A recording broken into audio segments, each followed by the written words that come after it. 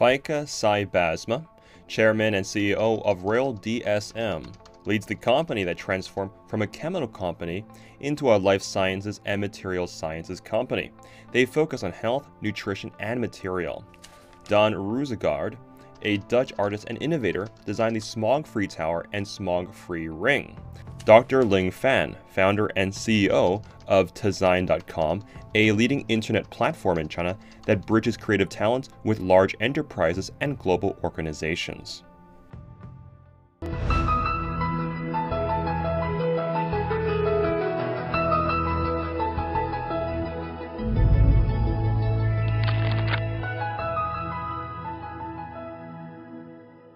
It's the largest smog vacuum cleaner in the world. It sucks up polluted air, cleans it on the nano level, and then releases the clean air. So we have parks which are 40 to 70% more clean than the rest of the city. But is it about the message, or is it really going to function in a way that's going to help China clean up the smog? It's about the dream of clean air, that's one. So it's about creating awareness, engaging community to say, hey, what do we need to do to make a whole city smog-free? But two, it is proven a local solution on a park scale. So you need both. You need a government top-down making investments in clean energy, electrical cars, etc., and innovations. But you also need bottom-up approaches which sort of tickle society to speed up. Talking about the bottom-up solution, I want to go to Feike because the company that you're working for, which is also happened to be a Dutch company, actually started as a coal mining company, but now turned itself after decades into a pharmaceutical company, emphasizing on innovation. Many just wonder, you know, China is going through this learning curve. Yeah, exactly. How is that done? Well, we started 115 years ago as a coal mining company, and then we changed it to a bulk chemical company, and then we changed again to a science-based company, which we are today. Technology, innovation, in nutrition, food ingredients, we're the biggest in that one in the world, and also in high-performance materials. And what do you need? You need to have a vision on where you want to go to. You need guts, because you need to get rid of where you were good at in the past, and to follow your vision to do something new and develop new competences, because we were good in coal mining, so operational excellence, doing the same every day, and now we are good in innovation, developing new things. So we need a new competences in the company. Right, but the mentality, as we all know, is not easy to change. True, true, true. So it was sometimes a big fight. Some people left the company because they didn't wanted to adapt. But many people, including myself, needed to reinvent them. The whole top of the organization in the past was good in something we didn't need it so much anymore. So some people could leave the company, but most people needed to change and to reinvent themselves as we were reinventing the company. But you know, when you talk about this vision and technology for good, innovation for good, maybe at your level, you would think about that a lot. But many at the grassroots, they don't need to. And how would you convey these messages to the people up there who have been working with you for decades and now need them to change with you? Well, we need the brains of everybody in our company, but even more. We have a slogan in our company, bright science, brighter living. And we said recently, we are not the only one with bright minds. So we invited the whole world to contribute to our solar ideas, how we can improve solar. And there were 88 million people around the world who responded to our Bright Mind Challenge on solar. So involving, stimulating many minds around the world, not only for our company, 88 people. Well, what are some of the answers they give to you?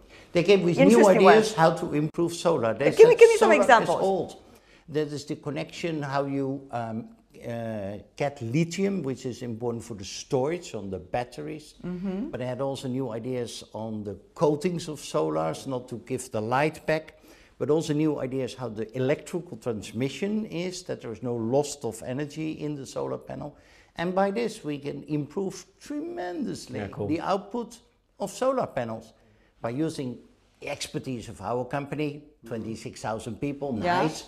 But also the 88 million people around the world who wanted to contribute. But that's beautiful. Good ideas activate people. And I think you just gave a really good example. Feike already very proud of 88 million people. But Ling, think about us. We got 1.3 billion out there.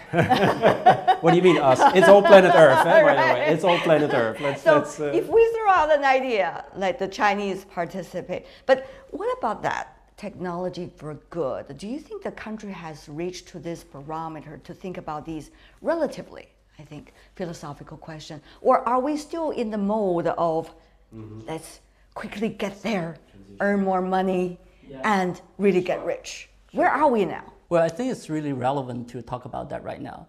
We are really at the phase that turning from more quantity-driven economy to quality-driven economy. And I think the mindset is somehow ready to think not just about efficiency, but also about equality, about community, fairness, about the fairness, etc., the trust. And I think currently the technology developed also in that trend as well. Yeah. So technology is no longer in a way that's separated from the society. It's actually part of the society. Give me some example. It sounds quite abstract. No, it's a second language. Let's say, if you look at this forum, we have a number of panels on artificial intelligence and blockchain, right? The blockchain is really helping us to rethink how to rebuild the trust economy. And the sharing economy as the first phase is to start to building the trust. The trust that we somehow lost in the process of economic development, in the process of urbanization, in the process of industrialization. But now somehow this another layer of infrastructure, another layer of technological facilitated infrastructure help us to rethink humanity. The more technology we have, the more human. We should become. We should become. And I think that is really fascinating of the China of today. And I think for me personally, it's about redefining the notion of beauty. So beauty is not about an expensive bag or a watch or an expensive car. It's about clean energy, clean air, clean water. And how can we make places which are good for people? Sure. And that is the challenge in the transition the very basic we are in to right the now. nature and from the nature. Yeah, find a new sense of harmony. And I don't say plant trees and we go back to nature. No. We go forward and we learn from nature and we build it. I will add one more thing here. Go ahead. Yeah, so we always think about nature as something green, like something that grows from the earth. Yeah. Actually, nature, another thing, is about human nature, right? So before probably 3, 4, 5 years ago, when we go out, we started to think about private cars, that the sort of very polluted way of transportation. But now, when we open an app, we realize we can have a sharing biking, sharing car. Before you jump in, I want to go a little bit further on that, Ling, because you talk about sharing economy, even on bicycles, that's really out there for people to use. But the thing is, sometimes it becomes a fad. Sometimes it becomes a fake movement. And other times it is lack of management and lack of well planning that would contribute to the challenges of the city rather than really solve some of the most important challenges, for example, about traffic, for example, the use of pedestrians. So Ling, what are we talking about here? Are we talking about fad, or are we talking about a genuine realization of technology for good? I think there are two aspects of this question. Tell me more about that. Yeah, one aspect is that we do believe technology can solve certain problem, but by solving that problem, it creates new problem. And it's really a process, keep evolving. We like a metaphor that Dan probably will use is like a ping pong, right? So it's not like a bowling, it's not like one shot, it's actually back and forth. Second aspect of this is actually what's, I think, somewhat missing in China is that we do have a top-down sort of a policy to actually promote innovation and technology advancement for a long time. Also, we do have a layer that's very entrepreneurial, very down to the earth, sort of doing innovation, but we do missing somewhat in the middle, some critical thinking, some civil society that to rethink the influence of technology to the humanity.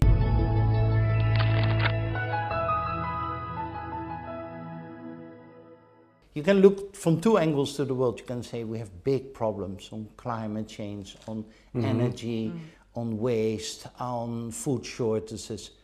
The world has many, many problems and many concerns. If you listen to those people and also just look what our company and other companies are doing, is great optimism, solutions, new technologies, which makes it possible, in our case, clean cow, to make it possible that the cows are not emission but anymore you know, methane. Feike, there is concern whether it is PR or it is real he's change running a of gigantic business company model on it. that we are talking about here. There is concern about that. There are big concerns in the world. I'm really concerned about the world, about climate change, about hunger, about inequality, all those things.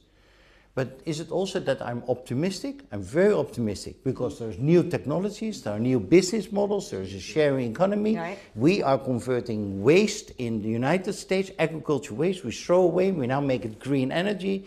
We prevent that cows are emitting methane. We have a new carpet, which is 100% recyclable. New technologies, new business models, new ideas. And you know what? The most positive I found? Looking to the United States, looking to the Brexit, that the young generation did not voted for the Brexit, did not voted for a negative United States. So the young people want those positive innovations to change the world. And they love those smog turned necklace and little rings. It's part of it. But I produced agree. by Daan and your interesting business model. Why people are enthusiastic about wearing those little things? You know? It's fascinating. I think I have one here. So this is a smog-free ring. That's right. To celebrate clean air. Absolutely beautiful. And Look I think at that. what Feike is saying is very true. There's not a lack of money or there's not a lack of technology. There's a lack of imagination. And new ideas activate new thinking, new business. So this is not a decoration, it's a reformation. How did you come up with this idea? I'll turn it back to you. I don't know. I think, you know, we were collecting the waste. We had buckets of this stuff standing in our studio. It was incredibly disgusting material. And we were like, we should do something with that. Right. Waste should not exist. Waste for the one is food for the other. And when you look at nature, they don't understand waste. Or when you look at an anthill underneath the ground, they don't have a traffic jam. How do they do that? Or when you look at an owl, like the bird, when it flies, it doesn't make a sound. How do they do that? Why do we have cities which pollute us? Why do we have airplanes which still make noise? What can we learn from that? So no, it's not a one-off. It's a new way of thinking. Do people tell you why they're interested in wearing this ring? Because they realize it's a symbol, it's an activator for the new world. And these people, my generation, millennials, they don't look back. They look forward. They have no back view mirror. It is certainly our generation, Ling, isn't it? We have wedding couples purchasing it as a sign of hope, as a sign of beauty. That's beautiful. But people would say, Ling, why don't the Chinese think about these ideas themselves? With more understanding about technology in the current context, it's really about preserving diversity. And we are in a world that's more and more difficult to understand. The reason why we become so aware of those issues, the issues in the United States, the issues in Britain, is actually because of the technology actually offers a channel that people to understand that kind of diversity. On one hand, we never thought, this group of people never thought that part actually exists. Right. Yeah. But now we realize there's a diversity of human natures that actually chose the other way. You try to, Ling, bridge the diversity about technology and also the diversity about the designs and also preserving the real different kinds of culture. Tell me how you are doing that in the current China. Well, I think that if we look back into the past 5-10 years about the technology advancement, it's mostly about consumer technology. So the consumer needs is really fulfilled exponentially, while on the supply side, it's still quite linear in a way. Yeah. So therefore, we're saying about the second half of the internet is actually about supply side reform. I think that in this way, the supply side also needs to be personalized. That's a challenge. Customized. And somehow before, we just need to tell the customer what to buy. Now we have to move them. We have to tell their story.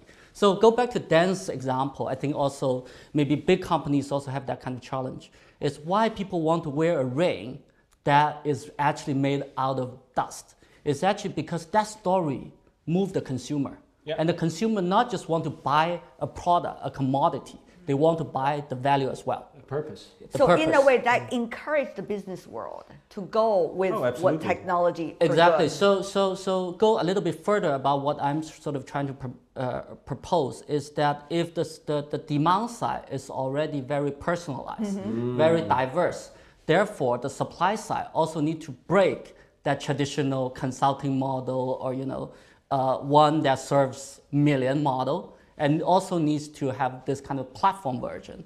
And therefore, diversity can solve complex problems. Yeah. So that's sort of my value proposition. And therefore, you need to have the business world being included in solving the big problems of the world. Sure. Governments together with business. And why?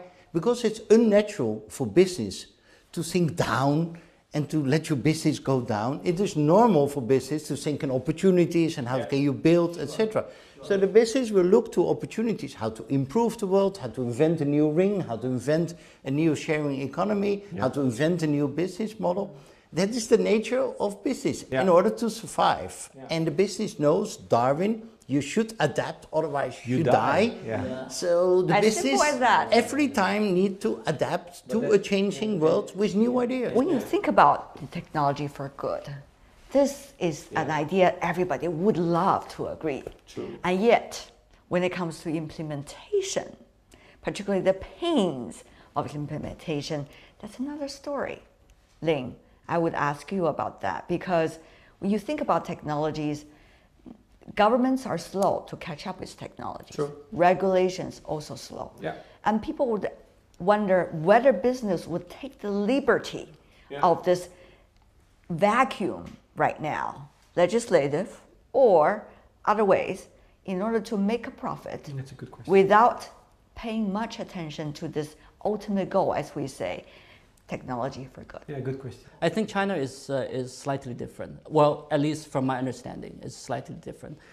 This generation of entrepreneurs, a lot of them really have a vision that for a better society. And that's somehow why we come to this forum, to actually look at the situation from a little distance. So it's not about daily business, it's not about surviving for the next 3 or 6 months. It's actually to think how the business, how the private sector can collaborate with other multi-stakeholders to make the world better. And by making the world better, actually make your business more sustainable. You have to be this hippie with a business plan. That's right, I love that. New ideas and at the same time make it happen. And Do you have to be hippies with your business plan? I think he's a good example Feike, of that. Yeah. With that the Fortune 500 company, do you have to be hippies? Well, you need to be different than some of the others, per definition in business, if you want to be successful. But also, I'm going a little bit against the stream of short-termism, of making money on the short term, etc., and stick out my neck to do something different with the company. And we need to realize that society has been changing. We don't have kingdoms anymore. Yeah, we still have a king in our country, but he's not the real boss of the country. We don't have emperors anymore. So we don't have people who can all arrange it themselves. Life is becoming more complicated. Business cannot only do it alone. They cannot make laws, and rightly so. So it needs to be a collaboration, and people need to understand our society has been more blurred in responsibilities and more changed, and we need to act like that. But people would ask, would that come just from a Dutch company, because you have already well developed into the developed economy, and therefore you could think from where you started. But for the others economy, for example, developing economies, emerging economies, is that going to be the same story? Look at Alibaba, Tencent. I mean, these are beautiful, great companies. The WeChat. WeChat is not a copycat of Twitter and Facebook. It's actually way better than anything I've seen. So no, I don't think it's the copy-paste. It's the copy-morph we are in. I'm learning from China. I'm learning of to do business, to communicate, to think ahead. So this is the country where the new energy is. But there is one concern we should not forget. And it is, especially in the western part of the world, in Europe, in the United States, 30% of the population feel those new technologies, these new innovations, the globalization is not for them. True. They feel, whether it's true or not, they feel being left behind. And if we cannot communicate, the three of us, many others, if we cannot communicate more inclusive, if we cannot give the feeling to them that all these new developments are good for all of us, then it won't work. And this is a task which I see for myself, and those three gentlemen the same. You used one word, Feike, which is feeling. Correct. It could be artificial feeling, but it could be for real as well. So how are you going to convey those feelings to the people that you have just mentioned? People in the other side of the world have to really understand it themselves. This is not trying to be conveyed, but rather gradually understand. Now you use an important word. Okay, what is it? To be conveyed. I think we need to communicate, we need etc. to do and to make clear that all those new good things are good for all. But your good point is we cannot just communicate and to tell and to convey them. We need to involve. And you need to invite people and come with new ideas. And therefore this entrepreneurship happened bottom up by people with ideas, people who feel, I mean, let's be honest, we try to invite other people, but they feel invited by society to come with their innovations, and therefore they do. And you feel invited as well. Absolutely, and you know, there will always be people telling me, it cannot be done, and I think we all consider it our job to prove them wrong. Before we go, why don't we help us and our audience all over the world to understand what are the real things that is driving technology for good? What can be done? Feike, I want to start with you. Hope and possibilities. And with hope and possibilities, we can address all issues in the world. Really? I'm convinced about that. Mankind will not let the world going down. It won't happen. There are big threats on climate, on hunger, on whatever. We will solve it. With a lot of hope, with vision, and with finding the possibilities. We will. You know, that is a big word, hope, that you just used, but we hope it will be the hope that you were and we're talking talking about. to the CEO of a big company who's saying that. So this is not hippie anymore. This is the this is the new economy. But this is new economy. But you know, Daan, I go to you for the hippie answer. Thank you. What about that? Our world is changing. Technology is taking over. Jobs will disappear. The one thing that will separate us from the machines who will make our life more useful is creativity. So creativity is our true capital, our desire for beauty, our desire for interaction, our desire for empathy with ourselves, with the world around us. And that will be the driving force. So money, technology won't be the activator anymore, but the desire to create, the desire to make. And when you were a boy or a girl, you build a tree hut. And when we grow up, okay, we mature, but something stays the same. So we want to upgrade reality. And that's innovation, and that's the new world, whether we like it or not. That is for the good. Well, there's no way back. The alternative is die. The alternative is we drown in rising sea level, we pollute ourselves to lung cancer when we're 6 years old. Won't happen. We go to Mars? No way. We don't have the space. So I mean, I'm not being optimistic. There's no way back. We've created this situation, so we better start fixing it. And we do that by making new things. I can't make it any more simple than that. Hope can do spirit with creativity. And Ling, before we go. Oh my, we made it difficult for you. Well, I think you guys grab all the adjectives and the most powerful words. words, Ling, for exactly. you. So, but you're a Chinese expert, so yeah. I think that the more and more I evolve into technology, I realize technology really can solve a lot of problems. Mm-hmm. So technology is, but you have to avoid to be just a problem solver. Mm-hmm. You have to avoid that. And therefore, I think the challenge is actually to come up with the right question for the technology to solve. Mm-hmm. And that question should be asked by really sort of in a context that we rethink humanity. Yeah. So it really should be a human question. And I think more and more, we need to think about what that question is, whether that question is good or bad.